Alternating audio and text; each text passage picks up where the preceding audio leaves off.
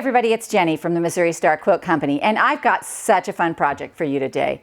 This is really fun for me. For most of you who don't know, I am a scavenger. I like to paw through secondhand stores and antique stores and garage sales. I just love it. So every once in a while, you come across something like this. I got this whole pile of these grandmother flowers to make a grandmother's flower garden. They've been in my drawer of things to do. I have a drawer actually marked secret projects.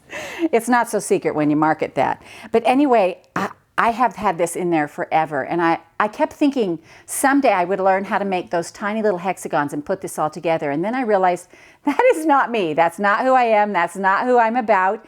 And so I decided, rather than put these all together, normally I would look at this a different way. So what I did was I took a look at them and I decided to mount these little beautiful flowers on individual squares. So let's take a look at this quilt behind me. Isn't this fun? I mean, this is the sweetest thing. It's beautiful. I love it. I love how it came together, and I didn't have to cut any tiny hexagons. So I really love it. So I want to show you how to do this, what I did, because sometimes when you get these old things or you find something that your grandmother left you and you don't just want it to sit in a box, you really want to be able to use it. So this is just a way to do that. So the first thing I did was I take a look at my flowers, and because everything is hand pieced and done, what I really want to do is I want to iron it really well and make sure it's nice and flat and all the seams are pressed out. I just want to make sure it's that. Then what I do, once I get this ironed nice and flat and I have a square already cut and ready to go that I want to put it on, I'm going to flip this over and I'm going to put some, I use this Easy Steam 2. And it's just basically little strips of iron-on adhesive. And I want to do it, I want to put some of that on so that I can hold my square, or my flower, onto my square. So I'm just going to iron this around here and, you know, I kind of put it on all the little straight sides like this. Now this is something else I have to tell you too. Hang on a minute. I have to concentrate. It's hard for me to talk and really concentrate. Okay, wait. All right, hang on. I got to get this. Make sure this comes up there. There we go. All righty. Now we're going to scoot these over here. And we're going to take this square, and you kind of want to iron on your strips, let them cool for a little bit, and then you'll peel them off. And all the adhesive will be stuck to your flower, and it will enable you to iron it on and iron it down.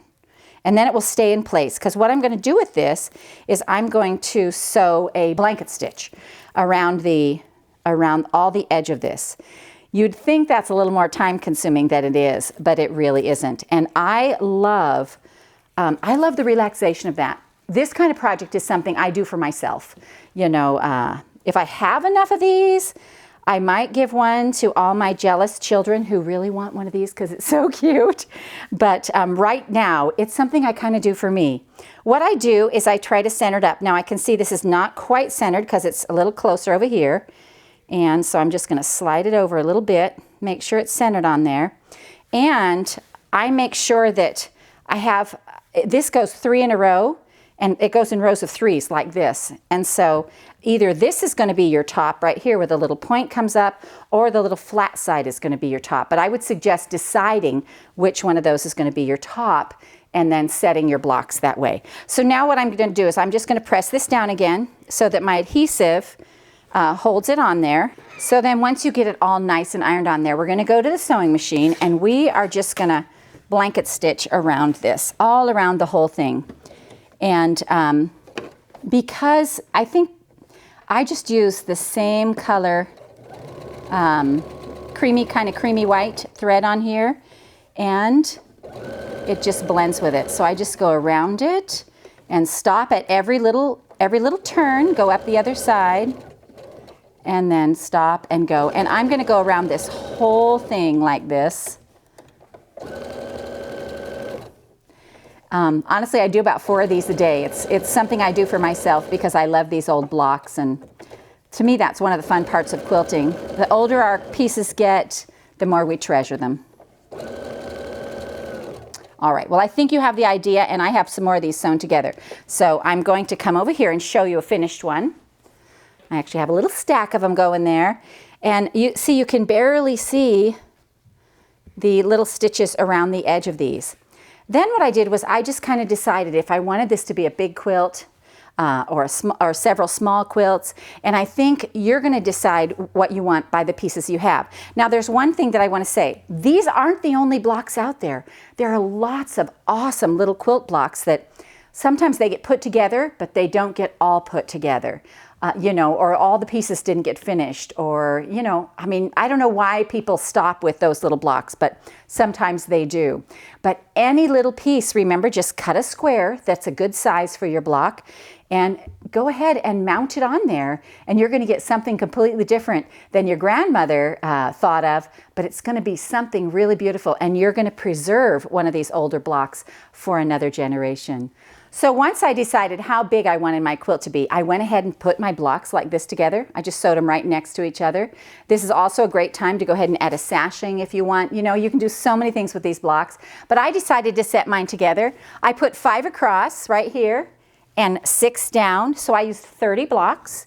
And then what's really cool to me is that these are all old 30s blocks, and we have that reproduction fabric. I mean, they make that now. So we can actually put a border on that really goes with and blends and works with the quilt. And so we put a border on out here, and our border is a 6-inch border, and it's the Aunt Grace floral pink. And so we were able to just add that border. It looks like the same time frame, and it just works perfectly with our quilt. So I hope if you have some of those old blocks, this is fun for you. Just, you know, gets your mind going and makes you think of some ways to use them. And we hope you enjoyed this tutorial on doing something different with a vintage block from the Missouri Star Quilt Company.